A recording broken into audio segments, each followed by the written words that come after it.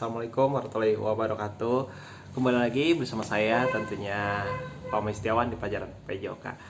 Semoga keadaan kalian baik-baik aja ya. Untuk minggu ini ya, jangan lupa LKS-nya dipersiapkan dahulu. Oke, kalau belum disiapkan, tolong seperti biasanya di pause dulu video ini. Oke, udah siapin ya. Kalau udah, coba langsung kalian buka halaman 36 ya, halaman 36 tentang kebugaran jasmani ya. Yang mana nih? Yang ini. Oke, halaman 36. Nah, lanjut ya. Oh ya, ingat seperti biasanya ketika saya membaca, tolong kalian juga ikut membaca. Perhatiin bukunya juga ya, biar kita sama-sama saling memahami. Oke, kita lanjut. Di sini yang awal dulu ya, yang paling atas kita baca. Memiliki tubuh sehat dan bugar merupakan impian bagi setiap manusia supaya mampu melaksanakan aktivitas sehari-hari dengan maksimal. Tanpa kebugaran jasmani yang baik, maka tubuh kita akan terasa lelah dan berat dalam melaksanakan aktivitas sehari-hari. Kebugaran jasmani tidak datang secara otomatis, melainkan membutuhkan latihan secara rutin dan berjangka guna menjaga dan meningkatkan kebugaran jasmani kita. Aktivitas senam merupakan salah satu aktivitas olahraga yang berguna untuk membentuk dan meningkatkan kebugaran jasmani. Pada pembelajaran kali ini, kamu akan mempelajari tentang kebugaran jasmani dan aktivitas senam. Supaya kamu lebih memahami, mari kita simak pembahasan pada waktu ini. Jadi gini, sebelum saya lanjut, ingat ya, kebugaran jasmani itu, nah di sini kita lanjut dulu ya, terus saya jelasin. Lanjut dulu yang ke bawah. Kebugaran jasmani. Kebugaran jasmani adalah kesanggupan dan kemampuan untuk melakukan pekerjaan dengan efisien tanpa menimbulkan kelelahan yang berarti. Maksudnya gini, kamu itu melakukan kegiatan ya, kegiatan dalam arti olahraga ya, kegiatan kayak kamu, contohnya kalau kebugaran jasmani itu contohnya kamu melakukan push up, sit up ya, dengan teratur tanpa menimbulkan kelelahan yang berarti. Kadang-kadang enggak pak, saya push up 5 aja atau nggak sit up 5 kali aja udah ngos-ngosan, udah capek. Nggak begitu maksudnya ya, kan sudah dikatakan di sini ya. Mana tadi di atas, kebugaran jasmani tidak datang secara otomatis, melainkan membutuhkan latihan secara rutin. Dalam artian gini, ketika kamu ya kan, ingat kamu, badan kamu harus bugar. Kalau kamu nggak bugar, otomatis lemes ya, sendi-sendi kamu lemes. Nah makanya kalau udah lemes, agak apa ya, kayak agak kurang bersemangat, kamunya juga kayak layu ya, jadi seba-seba ngapa-ngapain. Kalau kata kamu apa ya bahasanya, mager ya, mageran ya, kurang lebih gitu. Makanya dibutuhkan namanya kebugaran jasmani, karena kebugaran jasmani itu penting, sangat-sangat penting ya. Yang kamu rasain kebugaran jasmani ini, kalau kamu lakuin, yang kamu rasain itu saat ini dan untuk kamu nanti. Dalam arti nanti itu ketika kamu sudah dewasa, tua ya, kamu ketika dewasa nanti badannya masih sehat, keker, bugar, enggak hitungannya lemes, loyo. Ketika tua udah makin loyo ya, dalam artian gitu. Makanya dari sekarang lakukanlah kebugaran jasmani. Contohnya supaya di sini artian supaya tidak menimbulkan kelelahan berarti. Nah misalkan gini, minggu ini kamu melakukan namanya push up atau nge-sit up. Ini deh contohnya, kamu melakukan push up, kamu push up dulu deh minggu ini ya, secara teratur ya, dalam arti berkala. Kamu minggu ini push up sebanyak 5 kali. Udah push up aja, yang penting push up ya, 5 kali. Besokannya ya kan, hari selanjutnya kamu masih 5. Terus selama misalkan selama minggu pertama kamu push up 5 kali. Terus ya kan, sehari 5 ya. Cukup. Ya. Udah gitu apa? Minggu kedua kamu tambahin, atau ya, minggu kedua saya pengen lebih membenarkan gerak push up kayak gimana. Biasanya kamu begini nih, push up ya, nih ke samping. No, salah ya, ingat push up itu nih ke dalam ya, ke dalam, bukan begini tapi gini ya. Mungkin kamu minggu awal kamu gini nggak masalah.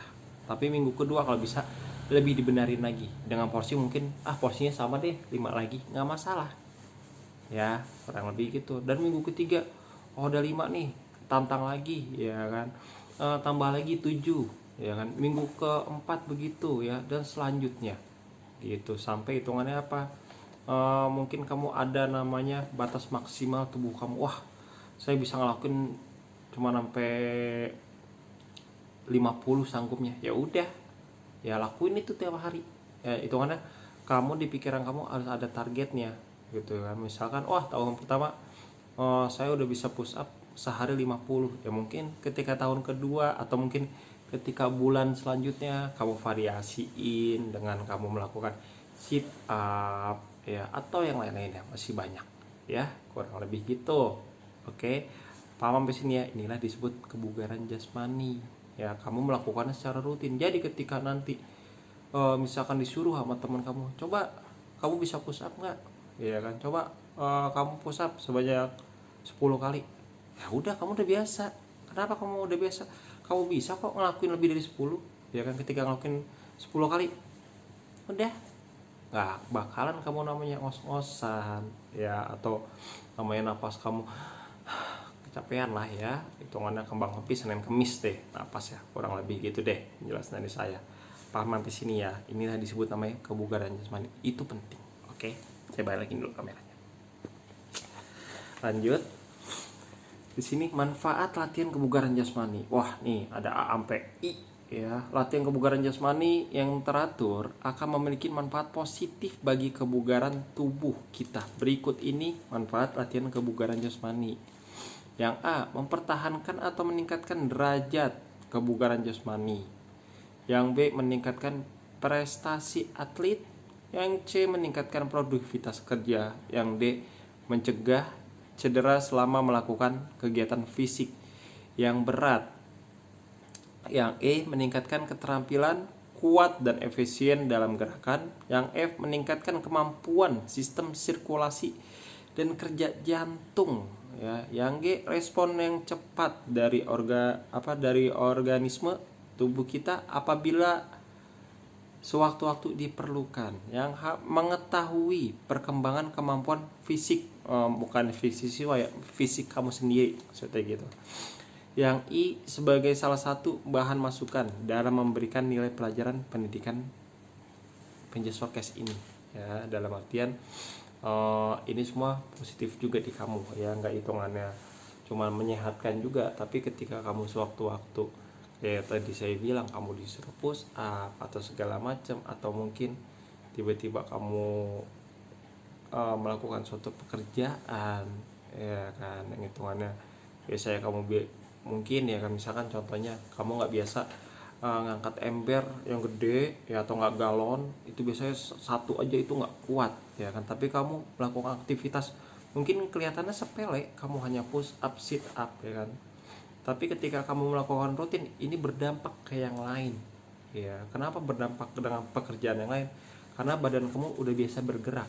Tapi beda dengan orang yang nggak biasa bergerak. Ketika orang tidak biasa bergerak, nggak melakukan kebugaran jasmani, mending angkat 1 galon ya, angkat aqua deh, aqua 2 biji aja ya, yang 1 liter ditenteng itu dalam plastik, itu kayak ngerasa udah berat, udah capek banget ya, kurang lebih gitu ya. Tapi kalau beda dengan orang yang melakukan kegiatan kebugaran jasmani, kamu mau ngangkat galon bolak-balik juga udah is no problem ya, udah nggak masalah sama sekali tuh ya, kurang lebih gitu. Makanya dari sekarang, numpung kamu masih muda, masih badannya enak, masih seger, udah gitu apalagi kamu kondisi badan kamu dalam masa pertumbuhan ya. Nah, dalam masa pertumbuhan ini penting banget kebugaran jasmani. Kalau kamu tidak melakukan ini ya, kemungkinan besar badan kamu jadi kayak serba terhambat, kurang lebih gitu ya. Lanjut, di sini ada faktor-faktor yang mempengaruhi kebugaran jasmani. Setiap orang memiliki tingkat kebugaran jasmani yang berbeda-beda. Tingkat kebugaran jasmani seseorang dipengaruhi oleh beberapa faktor. Berikut ini faktor-faktor yang mempengaruhi kebugaran jasmani seseorang. Yang pertama, umur, kemudian genetik, jenis kelamin, kegiatan fisik, status gizi, dan Yang terakhir adalah kebiasaan merokok. Nah ini nih ya, yang terakhir parah. Nah di sini umur ya. Seiring berjalannya usia biasanya kamu kegiatan kebugaran jasmani lama-lama agak menurun ya, tetapi tidak terlalu menurun drastis ya dibandingkan dengan orang yang tidak pernah melakukan apa-apa di waktu mudanya, di waktu kecilnya ya, kurang lebih gitu. Tapi menurun dikit-dikit gitu. Misalkan kamu masih berusia 12 atau 14 tahun ya, saya prediksi misalkan deh kamu 14 tahun 12 tahun deh ya, 12 tahun ya, atau 14 tahun, kamu bisa melakukan push up sebanyak 50 kali per hari. Jangan kamu samain dengan kakek-kakek ya. Masa kakek-kakek sampai 50 kali ya kan? Mungkin ya, tapi dikit kemungkinannya, kurang lebih gitu. Kalau bisa lebih berarti dia hebat ya, kurang lebih gitu. Makanya kalau misalkan kakek-kakek bisa sehari 50 kali, jangan sampai kalah kamu ya. Jangan hitungannya, jangan sampai kalah, bukannya kamu merasa kalah. Oke, jangan pernah merasa kalah di dalam hati kamu. Oke. Kemudian ada genetik atau keturunan. Nah ini ya, biasanya mungkin dari orang tua kamu atau nggak kakek nenek kamu, orang-orangnya mungkin fisiknya kuat ya, kurang lebih gitu. Kemudian ada jenis kelamin ya, jenis kelamin ingat ya, cuman ada 2. Oke, lelaki sama perempuan, kurang lebih gitu ya. Jangan disama-samain ya, mungkin lelaki bisa lebih kuat dibanding cewek, tapi cewek jangan menganggap dirinya juga lemah mentang-mentang banyak yang berpikir cewek mah bisanya apa tuh, cuma begini doang, wajar kalah sama laki. Jangan ada pikiran kayak gitu. Oke, khusus bagi yang cewek ya, tunjukin kalau kalian para wanita, para perempuan di luar sana bisa melebihi laki-laki dalam kondisi kebugaran fisiknya ya gitu. Wah dia bisa 50 ya, kamu perempuan kalau bisa nyimbangin, kalau nggak bisa nyimbangin agak menyimbangkan dikit, kalau bisa lebih itu lebih bagus, kurang lebih gitu. Jangan merasa kalah, ingat ya. Kemudian ada kegiatan fisik. Nah ini kegiatan fisik kamu, dalam arti kegiatan fisik kamu itu kegiatan sehari-hari kamu ya, hitungannya ya. Masa iya kamu bangun tidur nih, kebiasaan kamu nih ya, bangun tidur megang HP mageran, udah tidur deh ya. Beda dengan namanya kalau orang kegiatan fisik itu bangun tidur dia langsung buru-buru bebenah, dia langsung kebugaran jasmani ya, atur napas ya, langsung melakukan stretching, pemanasan dikit, langsung dah namanya melakukan kebugaran jasmani ya, kurang lebih gitu. Itu pasti bisa lebih kuat orang-orang yang kayak gitu. Kemudian ada status gizi ya. Nah ini status gizi emang hitungannya penting ya, supaya status gizi ini nih, status gizi itu untuk meningkatkan kamu ya. Kalau semakin gizi kamu terpenuhi, biasanya hitungannya kamu bisa lebih lagi gitu. Tapi tidak juga, kadang ada seseorang yang gizinya baik ya, dia makan dengan 4 sehat 5 sempurna, tetapi kegiatannya fisiknya nggak ada.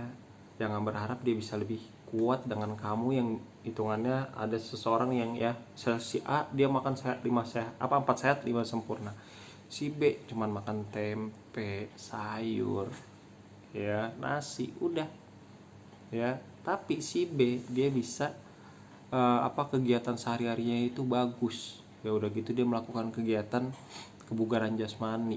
Sedangkan yang ini ya dia tidak melakukan apa-apa, otomatis ya ini bakalan kalah dibanding yang si B ini ya. Tapi lebih bagusnya kalau diseimbangin gitu ya, kurang lebih kayak gitu.